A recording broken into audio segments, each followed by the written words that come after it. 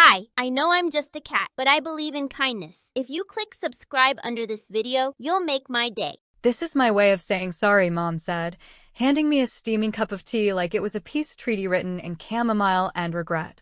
The smell was too floral, too polite, like it was trying too hard to cover something rotten underneath. She'd forgotten my birthday. Again.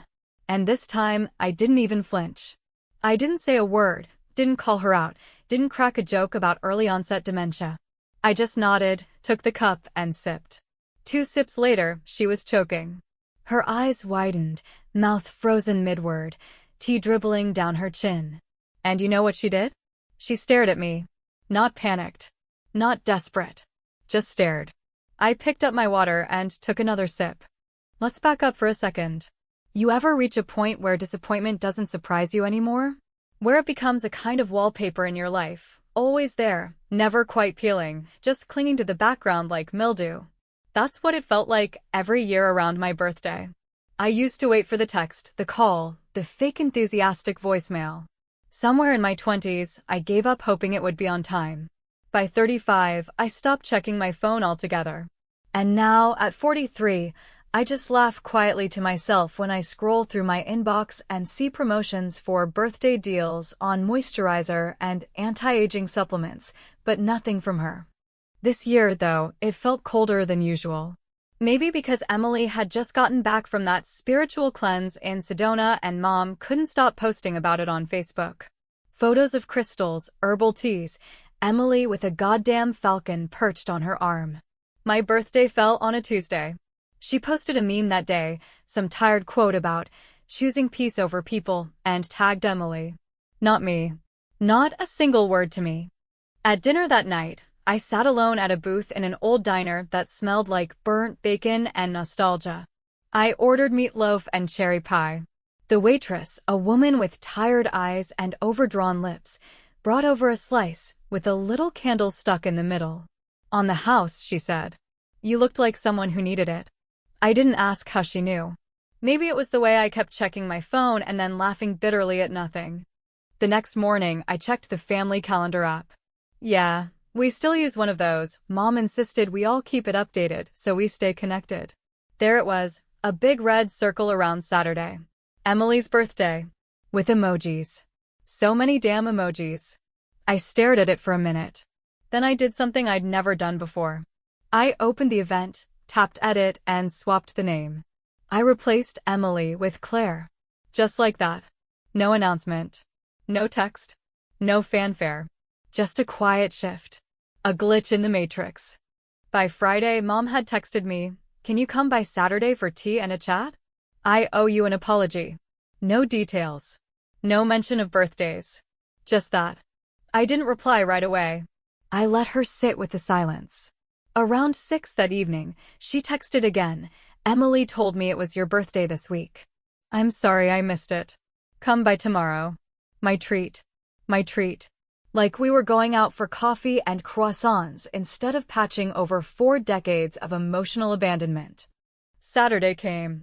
I didn't dress up. Just jeans, an old hoodie, and that sarcastic smile I wear like armor. Her house smelled the same as always, lavender cleaner, and something vaguely yeasty from the pantry. She greeted me with a stiff hug, the kind that made me feel like I'd been invited out of guilt, not love. She led me into the kitchen where the sun came in through the window just enough to make the dust look poetic. The tea was already steeping. She motioned for me to sit. I found this blend in that little shop you liked, she said, placing the mug in front of me like it was some kind of olive branch. Remember? The one we went to when you were, 16? Or was it 18? She didn't know. She never remembered the details. I wrapped my hands around the mug. It was warm. Comforting, even. For a moment, I wanted to believe she'd remembered. That maybe this was real. Maybe this was her trying. We sat. Talked. Or rather, she talked. About Emily. About how Emily was finally in a good place, how the trip really opened her eyes, how the crystals had realigned her chakras, or some nonsense like that. I nodded, barely listening. My fingers tapped against the ceramic. I took the first sip. It tasted like guilt and old perfume. She didn't ask about me. Didn't ask how I was doing, or if I was seeing anyone, or if the promotion I'd mentioned 6 months ago had come through. No, it was all Emily. It always had been. And somewhere between the second and third sip, I realized I didn't care anymore. Then it happened. Her hand froze mid-gesture. She made a sound half cough, half gasp. Her face tightened. She tried to speak, but nothing came out. I watched her chest rise, then stutter. The mug slipped from her fingers and clattered against the table, tea spilling like a slow-motion wave across the wood. She grabbed at her throat, knocked over the napkin holder. Her eyes started to mine. And that's when it got weird. She didn't look afraid. She looked blank, empty, like she expected this, like she wasn't even surprised. And me? I didn't move. I didn't panic. I didn't scream or call 911 right away. I just picked up my water glass, took another sip, and waited. What would you do in that moment? If the person who's let you down for your entire life suddenly needed you to live? Would you move? Would you run? Or would you sit still and finally let her feel what you felt your whole damn life? Because that's what I did. And I don't know if I regret it. The room had gone silent in that unnatural way only kitchens can manage, an absence of sound that feels deliberate, like the walls themselves are holding their breath, waiting to see what happens next. The kind of silence that makes every tiny noise echo louder, more meaningful, as if the world has narrowed its focus down to this single, strange moment between a mother and her daughter, sitting at a kitchen table cluttered with intention and tea-stained tension. She had been mid-sentence, going on about how Emily had finally found herself out west, how her aura had shifted or whatever garbage she'd soaked up during her week of guided meditations and overpriced smoothies in the desert, when the cough came. Dry at first, a little hiccup in her throat that I initially thought was just another interruption, the kind you clear with a sip of tea before returning to your self-absorbed monologue. But then it didn't stop. The cough deepened, turned ragged, something primal clawing its way out of her throat as her hand fluttered toward her chest in that panicked, instinctive way people do when they suddenly realize their body is betraying them. Her eyes, which had been wandering lazily toward the window as she rambled, snapped back to mine, and I saw something in them I hadn't seen in years, not affection, not regret, certainly not motherly concern, but something raw, something frightened and oddly searching. Like she was looking for confirmation that this was real, that what she was experiencing wasn't just some odd cramp or mild allergic reaction, but something more serious, something dangerous, and worst of all, something that maybe she deserved. Her mouth opened, but no words came out, just that gurgling rasp, followed by a violent tremor that ran through her shoulders and arms. The mug slipped from her hand and hit the table with a dull thud, tea sloshing over the rim, trickling in slow rivulets down the sides and pooling near the folded napkin where she had placed 2 stale biscotti earlier, another hollow gesture meant to mimic care. The tea spread in quiet chaos, soaking into the edge of a stack of mail, blurring the ink of some pre-approved credit offer, as if the room itself was trying to erase something. Still, I didn't move. I didn't lurch forward like a daughter should when her mother is in distress. I didn't panic or call for help or even ask if she was okay. I just watched. Watched as her face changed colors from flushed pink to a pale gray, then tinged with something dangerously close to blue, and wondered, not for the first time, what would happen if I simply let things unfold. It wasn't hate I felt. It wasn't even anger. It was something colder, deeper, like an ocean trench of old wounds that had finally risen to the surface, not with a scream, but with a shrug. She tried to speak again, her hand now reaching not for her throat, but toward me, across the table, palm up like a beggar asking for something she knew she couldn't name. I picked up my water, sipped slowly, and met her eyes without flinching. There was a moment, a flicker, when I thought I saw recognition there. Not of what was happening physically, but of something else, something that stretched back through all the birthdays forgotten, all the school plays left early, all the phone calls cut short in favor of Emily's latest crisis or triumph or cosmic awakening. It was like she finally understood that I had stopped waiting. After a few more gasps and one final, rattling cough, She slumped slightly in her chair, her breath slowing, her chest rising and falling in short, uneven waves. The silence returned, heavier this time, pressing against my ears like water pressure. I stood up, moved slowly to the sink, filled a glass, and came back, not rushing, just deliberate, like I had all the time in the world. I handed it to her, and for a brief second, her hand closed around mine, not tightly, not gratefully, but in that weak, automatic way people do when they're not sure what else to do. She took a sip, coughed again, and finally seemed to stabilize a bit, though her face was still pale, her lips slightly cracked. I didn't ask if she was okay. I didn't offer more tea or a blanket or a ride to urgent care. I just sat back down and waited. The room was a mess now. Tea everywhere, napkins soaked through, a chair askew from where she'd knocked it slightly with her leg. But I couldn't look away from her face, how hollow her cheeks had gone in just minutes, how her eyes darted around the room like a trapped animal, still not entirely convinced she was safe. Or maybe, not entirely convinced she wanted to be. And still, the one question sat at the back of my mind like a mosquito I couldn't swat away. What if this wasn't an accident? What if this was her version of a performance? A stunt meant to provoke guilt or sympathy or forgiveness she hadn't earned. The thought disturbed me, not because I believed she would fake something so dramatic, though knowing her, it wasn't impossible, but because a small, dark part of me hoped she had. Because that meant I didn't have to feel guilty for not reacting the way I was supposed to. The paramedics arrived 10 minutes later, summoned by the neighbor who had heard the thud and the coughs through the open kitchen window. One of them asked me calmly, almost casually, what had happened, and I explained that she'd been drinking tea when she started choking. That's all I said. No embellishment, no drama. He glanced at the half-empty mug on the table, then back at me, and I saw something flicker across his face. Doubt? Suspicion? Maybe just the routine judgment of someone who's seen too many overdoses and domestic calls to trust anything anymore. As they loaded her into the back of the ambulance, she looked at me one last time, no words, just that same, searching stare, as if trying to read the fine print of a contract she hadn't realized she'd signed decades ago. And me? I just watched. Just like always. Silent. Still. Because sometimes, the loudest kind of revenge is the one that looks exactly like indifference. Hospitals, to me, have always carried a specific kind of dishonesty in the way they're designed, the soft-colored walls meant to comfort, the piped-in music trying too hard to sound soothing, the fake plants in every corner giving the illusion of life in a place that mostly processes suffering. As I stood under the harsh fluorescent lights of the ER waiting area, the buzz of machines echoing down long, sterile hallways, I kept thinking how odd it was that my mother's first real moment of vulnerability in decades had happened in her own kitchen. Not here, where people come to fall apart. She was behind thick glass now, lying in a bed that dwarfed her, wires on her chest and tubes running from her arm, an oxygen mask covering half her face. She looked older, smaller.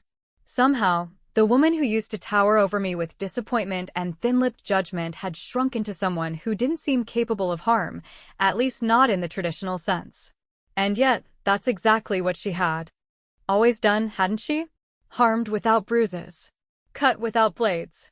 Her weapons were silence, favor, and forgetfulness, and I'd bled from them my whole life. When Emily arrived, she burst into the room like a storm front, loud, frantic, red-faced from crying and running, her hair pulled into one of those messy buns that was supposed to look effortless, but always screamed, "Look at me, I'm suffering beautifully." She went straight to Mom's side, grabbing her hand, pressing it to her cheek, whispering her name with the kind of theatrical intensity that I'd seen 100 times before. I didn't move from my spot against the wall. I just watched. She didn't even look at me until a nurse asked who we were, and even then, Emily barely acknowledged me with a nod. The nurse asked what had happened, and before I could say anything, Emily cut in, voice sharp with assumption. She was having tea with Claire. She started choking. Claire didn't call right away. I didn't argue. I didn't defend myself or explain how it was actually the neighbor who called, how I had given her water, how I had stayed calm because panicking wouldn't have helped anyway. Let them assume what they wanted. Let Emily play her part as the savior. I'd lived in that shadow for over 4 decades. I knew how to stay quiet in it. The doctor came in with results that didn't make a lot of sense. There were no signs of food poisoning. No allergic reaction they could pinpoint. It wasn't her heart. Not a stroke. It wasn't any of the usual culprits. Just acute respiratory distress of unknown origin. I could see the doubt in the doctor's eyes, the unease, the way he lingered on the word unknown as if he suspected it wasn't medical at all. And maybe he was right. Emily pulled me aside later in the hallway, her voice low and trembling with a controlled rage I recognized from our childhood fights, the kind where she'd break something and then make sure I got blamed for it. "What did you do?" she asked, her eyes burning into mine, her tone less a question than an accusation. "Don't pretend like this just happened. You've always had a problem with her. You've always felt left out. You think I don't know how bitter you are." I laughed, not because it was funny, but because it was so completely her to take my pain and recast it as jealousy. I didn't answer her. I just looked at her and let the silence settle between us like a wall. She couldn't stand it, so she filled it. "I found your bag in the car," she said, her voice suddenly quieter. "You had a bottle of something in there. Some pills. What the hell were those?" For a moment, I didn't understand what she meant. Then I remembered. A bottle of leftover sleep meds from months ago, prescribed after a bout of insomnia that had followed a rough patch at work. They'd been in there forever untouched. I never got around to tossing them. But to Emily, they were proof. Not of anything specific, but of possibility. Of doubt. Of motive. "I didn't drug her," I said finally, my voice flat, exhausted. "And even if I had, what exactly would I have to gain?" She didn't answer. She just stared, probably imagining her name in the police report, already rehearsing her teary interview for some true crime documentary that would never air. Emily didn't want truth. She wanted drama. She always had. The detectives showed up later that evening, just to ask a few questions. Nothing formal, they said, just a routine check-in whenever something unexplained happened at home. One of them, a tall man with tired eyes and a slow, deliberate way of speaking, asked me to walk through the events again. I did, calmly, clearly, leaving out nothing but my thoughts. I told him how Mom made the tea, how we sat and talked, how she began coughing after the second or third sip. He asked if she'd seemed off beforehand. I said no. He asked if I'd touched the tea or prepared it myself. I said no again. But I saw the flicker in his expression, something like skepticism, or worse, understanding. Because here's the truth I didn't say aloud, I did wonder. I wondered if maybe, without realizing it, I had done something. Not poisoned her. Not intentionally hurt her. But maybe, somewhere in the deep, rotting part of me that had gone numb from years of being overlooked and underestimated, I had wished for something like this. Not her death. Not really. Just something that would finally shift the balance. Something that would make her look at me and see someone who mattered. That night, I lay awake in my apartment, staring at the ceiling, listening to the distant hum of traffic and the occasional bark of a dog, the city indifferent to my spiraling thoughts. I thought about how easy it is for people to believe the worst of you when you've never given them a reason to believe the best. I thought about how Mom had stared at me across that table, not with blame, not with fear, but with something closer to recognition. Like she knew exactly what I was capable of, because she'd been the one who taught me to bury things. And I thought about the taste of that tea, how slightly bitter it had been, how the scent had lingered in my nose long after the cup was empty, how nothing about it had seemed special at the time. But now I couldn't stop wondering, what if the bitterness hadn't come from the leaves at all?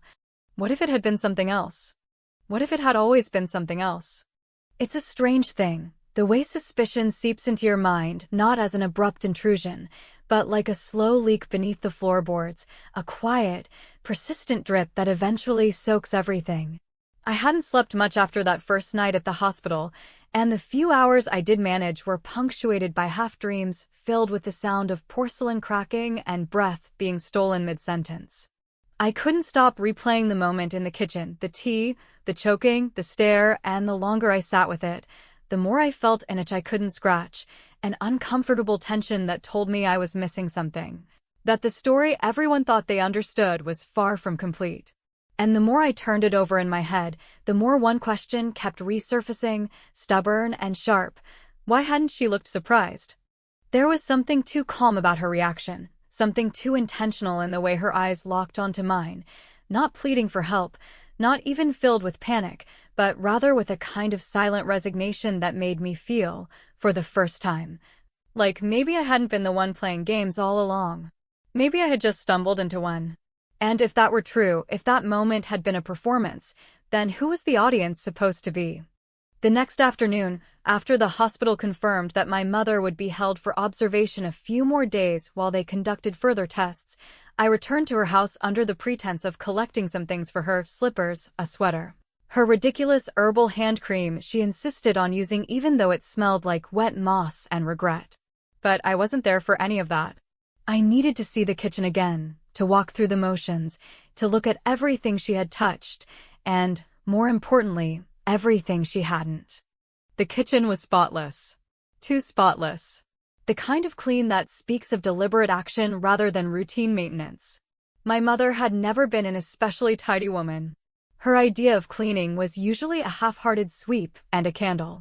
But here, the countertops gleamed, the sink was dry, the sponge still damp, and there was a faint citrus scent in the air that didn't match anything I remembered from the day before. It was like the room had been reset. I opened the cupboard where she kept her teas, a whole shelf dedicated to her obsession with dried leaves, herbs, roots, flowers with names I couldn't pronounce, and effects I never trusted. Normally, she was proud to show them off, each tin labeled in her slanted handwriting, little notes taped to the sides: calming, focus, anti-bloating. But this time, one tin sat awkwardly out of place at the back of the shelf, label peeled halfway off, no tape, no name, just a plain metal container that seemed far more utilitarian than the others. I hesitated, then pulled it down and opened the lid. The smell hit me first, not the soft floral tones of her usual blends, but something acrid and earthy, with a bitterness that clung to the back of the throat. The contents were a tangled mess of brown, brittle leaves and crushed stems, and tucked inside was a small folded note, the kind she used to leave in our lunchboxes when we were kids. Only this one didn't say, "Have a great day," or "Love you always." It said something else entirely. Just 7 words, scrawled in that same familiar handwriting: "Let her see how it feels, finally." I read it twice, then a third time. My hands were shaking, not from fear, but from the sudden clarity of it all, the sick, dawning realization that this entire thing, the apology, the tea, the choking, hadn't been some unfortunate accident or even a coincidence. It had been orchestrated.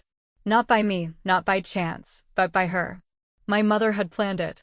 At first, I couldn't make sense of it. Why would she do that? Why pretend to collapse in front of me? Why stage a medical episode so dramatic it bordered on self-sabotage? But then I remembered the way her eyes had narrowed when she saw I wasn't rushing to help, the way she barely reacted to the paramedics, the way she held my gaze with something disturbingly close to satisfaction. It wasn't fear she had wanted me to see, it was guilt. My guilt. Manufactured, forced upon me like some twisted inheritance. She wanted to flip the narrative. She wanted to make me look like the villain, to make Emily the hero, and most of all, to cast herself as the misunderstood martyr who tried to make peace and was punished for it. It was classic Diana. Manipulation masquerading as motherly wisdom. Punishment dressed up as performance art. I should have walked away then. Should have slammed the cabinet, thrown the tin in the trash, burned the note. But I didn't. Instead, I kept digging. In the drawer next to the stove, I found her old medicine bottles, expired pills, dusty supplements, and, tucked in the back, a small glass vial with a faded label that read senna root extract. A natural laxative. Strong, unpleasant, but not deadly. Mixed with the right herbs, it could induce exactly the kind of reaction I'd witnessed: tight chest, shallow breathing, nausea. Nothing fatal. Just enough to scare someone. Just enough to make an impression. When I returned to the hospital, I didn't say a word. I handed Emily the sweater and slippers, nodded to the nurse, and sat in the corner of the room, watching my mother as she feigned sleep. Her breathing was steady now, Her color improved, but her expression was one of calculated exhaustion, the kind you wear when you want sympathy more than rest. She didn't open her eyes, but I knew she knew I was there. I could feel it in the way her fingers twitched, the slight tension in her shoulders. I leaned forward, just enough to make sure she could hear me, and whispered, "That was a hell of a performance." She didn't flinch, didn't move, but I saw the corner of her mouth twitch ever so slightly. And just like that, I knew I was right. The game was on. And this time, I wasn't playing fair. There's something unsettling about the way silence wraps itself around a person who's decided not to fight anymore, not the silence of peace or resolution, but the kind that hums just beneath your skin, like a low, invisible current that keeps you alert even when nothing is happening on the surface. That was the kind of silence I carried with me after leaving the hospital that final time, a silence that felt earned, like the residue of years' worth of words swallowed, accusations avoided, and apologies that were always hinted at but never spoken out loud.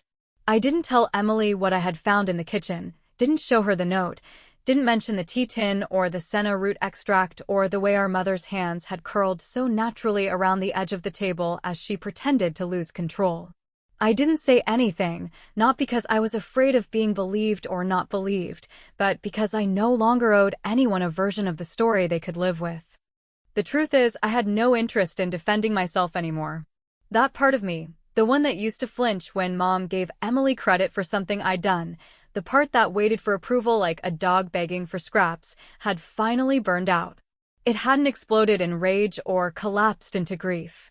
It had just gone quiet, the way a machine does when it's been running too long and simply gives up. I wasn't looking for justice or an apology. I wasn't even looking for understanding. All I wanted now was clarity and maybe, in some small, bitter way, a little revenge, not the loud, dramatic kind that scorches everything in its path, but the slow, subtle kind that leaves a lasting mark, the kind that whispers in the back of someone's mind late at night and makes them question whether they really got away with it. Emily stayed at the hospital for the rest of the week, hovering around Mom like some kind of loyal nursemaid, posting photos of hand-holding and bedside smiles as if documenting proof of sainthood, each caption dripping with hashtags about family first and healing old wounds. It was laughable, really, the performance of it all. But what struck me most wasn't the hypocrisy, it was how much she seemed to believe it. Like if she repeated the lie often enough, it might eventually become true. That was the difference between us. Emily had always needed the illusion. I had simply learned to survive without it. When Mom was discharged, I didn't visit. I didn't call. I didn't even send flowers. I left the family calendar as it was, with my name still sitting in the place of Emily's birthday, and quietly deleted every reminder I had ever put in for theirs. I removed myself from the shared photo albums, left the group chats, archived every email thread that had the word family in the subject line. There was no confrontation, no farewell speech. Just absence. A withdrawal not of affection, but of participation. I think that was what got to her most, my absence. Not the event, not the hospital stay, not even the suspicion hanging in the air like smoke, but the quiet void I left behind. Because for someone like her, who had built her entire identity around being the center of emotional gravity, nothing was more unbearable than indifference. I had been angry before. I had been hurt. I had even begged. But this new silence, was something else entirely. It was a statement. It was freedom. Then, 2 weeks after the incident, a small package arrived at my door. No return address. No handwriting I recognized. Just a plain box, light as air, with a thin strip of tape barely holding it closed. For a moment, I considered throwing it away unopened, dismissing it as a prank or a mistake, or maybe one of those stupid Tea of the Month Club promos. But something in me, call it morbid curiosity, or maybe just that last flicker of unfinished business, compelled me to bring it inside, place it on the table, and open it with the kind of care one uses to unwrap something sacred or dangerous. Inside was the tea tin. The same one I had found at the back of Mom's cupboard, the one with no label, no name, and that bitter, earthy smell that still lingered in my memory like a warning. It had been cleaned, polished even, as though someone had taken great care to make it look harmless. But there was no note this time. No explanation. No threat. Just the tin, sitting in the center of the box like a relic from a story that refused to end. I stared at it for a long time, longer than I probably should have, trying to make sense of what it meant. Was it a gesture of surrender? An attempt at closure? Or was it her way of saying, you think you know what happened, but you don't? Maybe she had sent it herself. Maybe it had come from Emily. Or maybe, just maybe, someone else had gotten wind of what happened and wanted to keep the cycle spinning, to see if I would bite, if I would respond, if I would finally crack. But I didn't. I placed the tin on the shelf above the stove, right next to my plain white mugs and the chipped glass measuring cup I've had since college. I didn't touch it again. I didn't drink from it. I didn't even open it. I just left it there, like a trophy or a warning, a reminder of how far someone will go to rewrite a story they can't bear to tell the truth about. Because here's the thing about revenge, it doesn't always look like payback. Sometimes it looks like peace. Sometimes it looks like walking away without a word. Sometimes it looks like letting them sit in the mess they made, wondering if you're coming back, wondering if you're still watching, wondering if the next birthday will come and go without any reaction at all. And that's exactly what I gave her. A silence so complete, so cold, it echoed louder than any apology ever could. So when people ask, did she really do it? Or did you do anything in return? I don't answer. Because the truth doesn't always need to be spoken to be heard. It just needs to linger long enough to be felt.